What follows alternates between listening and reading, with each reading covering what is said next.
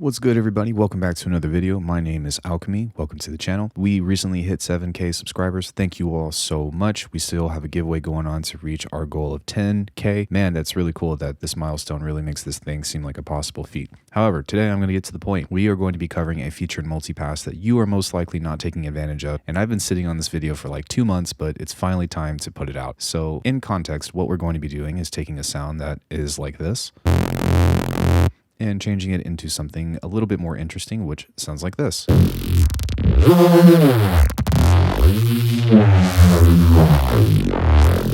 Now, you might be thinking, but Alckemy, this is just a typical Reese thing or whatever, right? But that is not the point. Today, I'm going to be showing you something called MULTIPASS-CEPTION, which is ultimate frequency splitting. Now, the rabbit hole of this can go as far as you want, pretty much as long as like your CPU can handle it. But the premise behind this is I'm actually going to show you how you can actually split frequencies beyond 5 bands. And that's something that can be useful to you, and it's something I'd like to see people in the future go more into experimenting with as far as a means of sound design. What do I mean by that? So typically within multipass, you've got anywhere from 1 to 5 bands along the frequency line. You also have your pre and you have your post. But what I've gone and done is I've split this into 3 frequencies, and then what I've gone and done is split this into 3 more frequencies, and then kind of vice versa along the low, mid, and high band. Now, why this might be advantageous is really, I don't know. I haven't messed with it a lot, to be quite honest with you. However, it is something that can allow for a finer means of control and adding more nuance to your basses or to your sound design. So for example, right now, this would be titled the low end of things because we're focusing on everything from 0 to 250, but I've kind of gone and processed this in a similar way that I would a normal neuro bass, which is a high pass on the super low sub area, some notch and band pass movement on these 2 bands, and then kind of like done the same thing along the lines of the mid band. This is where all the movement is along the mid band. So between all of these, we can add effects that would be something like a band pass, something like another band pass, and something like a notch. And so like in retrospect, if you look at what this is doing, we're pretty much adding these quote unquote more valve filters to these types of things and adding more nuance to these sounds that can allow a finer means of control that is more divided upon these frequencies in general. So we are going to take a look at the other effects and stuff that I have on this in case if you're interested in seeing what I did exactly, but that's not really the important thing along this video. It's more so catering towards the idea that you should be doing frequency band-ception or multipass-ception or whatever, because I'm curious to see what you guys can all come up with. As you can tell, I have a lot of different filtering options here that's pretty much just completing or creating a complex filter that's in parallel because of these things that are kind of split up in that way. And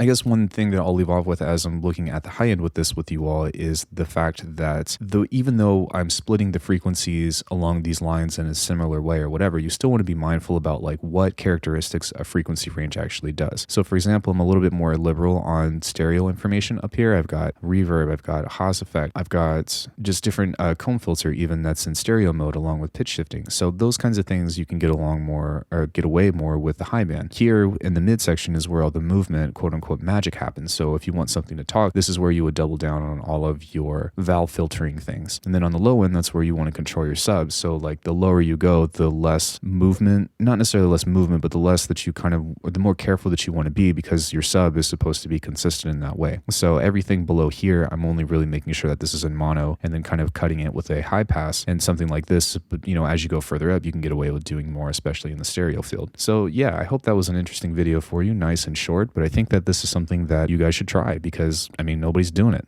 So yeah, I'm not sure what I want to do with this patch quite yet, but this is a cool idea that I think that you all should try, and it's very easy to set up, and you can, you know, use even presets from here if you wanted to kind of continue doing this. And then you get even crazier with it, and then you're like, all right, well, I'm going to use this and pull up a different preset with this, maybe something like this, and then you're going to start applying this for as much as you can to see what you can kind of come up with as a means of creating generators and all that. This is absolutely bonkers, so hop to it. Thank you guys so much for watching my content. Thanks again for the 7K. Don't forget about our giveaway, which we're giving away a sub pack once we hit 10K. And we've also got a Discord collab going on, which you can check in the description. I'll see you guys in the next one.